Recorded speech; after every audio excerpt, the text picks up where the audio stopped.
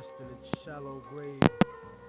For those who hide behind the false image of the Son of In Man 1965, Des shall Moines, stand before Iowa God. students John Tinker, Mary Beth Tinker, and their friend Christopher Eckhart decided to wear black armbands to their schools in protest of the Vietnam War and supporting the Christmas truce. Yeah.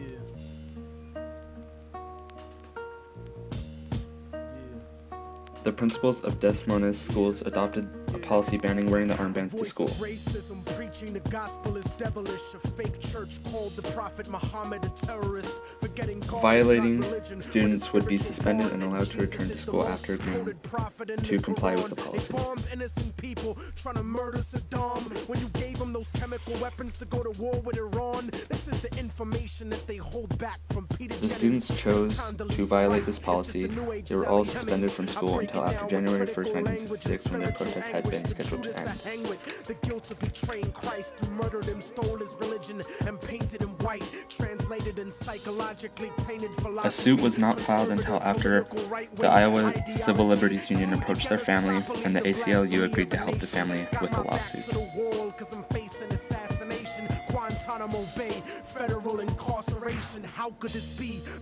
Their parents in turn filed suit in U.S. District Court, which upheld the decision of the Des Moines School Board.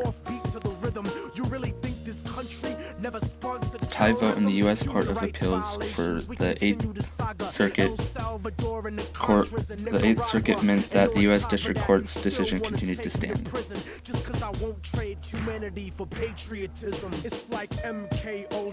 It forced the Tinkers and Eckharts to appeal to Supreme Court directly. The case was argued before the court on November 12, 1968. A bandana full of glittering generality, fighting for freedom and fighting terror. But what's reality?